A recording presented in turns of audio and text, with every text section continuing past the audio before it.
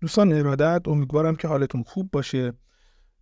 کسایی که به اسرار پنهان جهان یا دنیا علاقه‌مندن، به چیزهایی که خیلی سریه و خیلی چیزایی ریزی میشه ازشون اطلاعات در آورد و فهمید رو، تا اونجایی که از دستم بر بیاد من جمع آوری میکنم و توی کانال یوتیوب هم و همینطور پیج اینستاگرام هم میذارم تا اینکه کسانی که علاقه‌مند به این سبک ویدیوها و دانستنی ها هستن اطلاعات بیشتری به دست بیارن.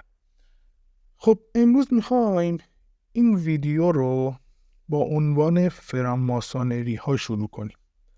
از رمزگشایی هاشون، از کنترل مردم و اینکه آیا اصلا حقیقت داره یا یه افسانه است.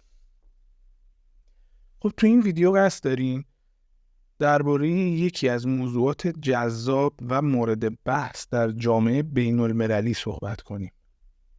یعنی چی؟ یعنی فراماسونری ها که نقش اونها در کنترل مردم و زمین خیلی بحث برانگیز شده و این روزا خیلی یه جورایی میشه گفت بحث داغیه. فراماسونری ها یه سازمان مرموز و بسیار قدرتمند هستن که توی طول تاریخ برخی افراد رو به خودشون به خوبی جذب میکنن، مثل خواننده ها، بازیگرا، کسایی که طرفداران زیادی دارن که بتونن راحت تر از طریق اونا روی مردم تسلط داشته باشن.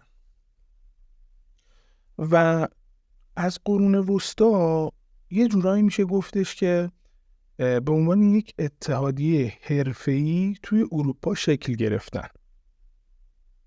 اینها اول توی حرفه ساختمان‌سازی و معماری یعنی گروهشون تشکیل شد و اما توی طول زمان شبکه فراماسونری ها گسترش یافتن و یه جورایی میشه گفت به مسائل دیگری هم پرداختن. حالا چه مسائل؟ مثلا مثل نظام سیاسی و اقتصاد، اجتماع، به همه اینا علاقه‌مند شدن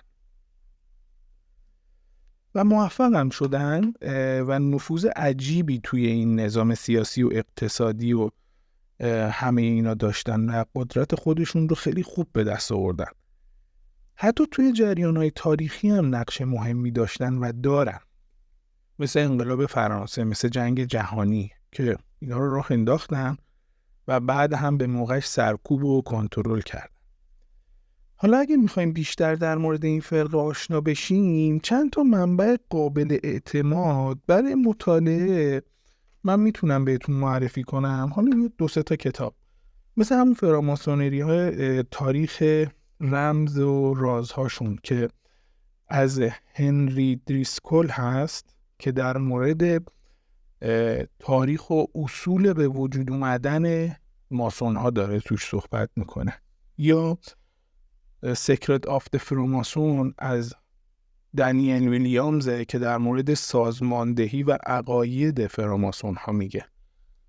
و جالبه بدونین اینا توی جلسه هایی که میذارن هر کدومشون با انگشتراشون و لباسی که میپوشن جایگاهشون مشخصه، یعنی اینها هم دارای درجه هستن، همشون یه جایگاه خاصی دارن.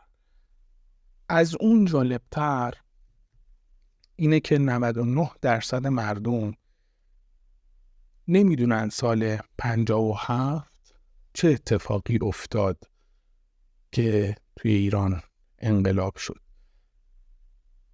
به شاه خودمون از طرف گروه فراماسون ها یک دعوتنامه میاد که یعنی قبل از 57 که با ما باش تا بتونی دوباره سالیان سال خودت و خانوادت روی اون تخت پادشاهی بشینه. اما شاه قبول نمیکنه. حتی این مستندش هست، خود شاه هم در این مورد توی ویدیو قشنگ صحبت میکنه. اما اونجایی که قبول نمیکنه میگه من اگر این کار رو قبول کنم باید به مردمم ظلم کنم و بارها و بارها ازش میخوان گوش نمیده، تصمیم میگیرن خیلی راحت‌تر کنار بذارنش و بتونن فراماسون ها روی خاورمیانه تسلط بیشتری داشته باشن، یا جنگ را بندازن یا مردم بتونن کنترل کنن، منابع ها رو ببرن و کلی اطلاعات دیگه که توی ویدیوهای بعدی اگر علاقه‌مند باشید دوباره براتون توضیح میدم و اینکه اطلاعات بهتری جمع آوری میکنم تا بیشتر آگاه بشین.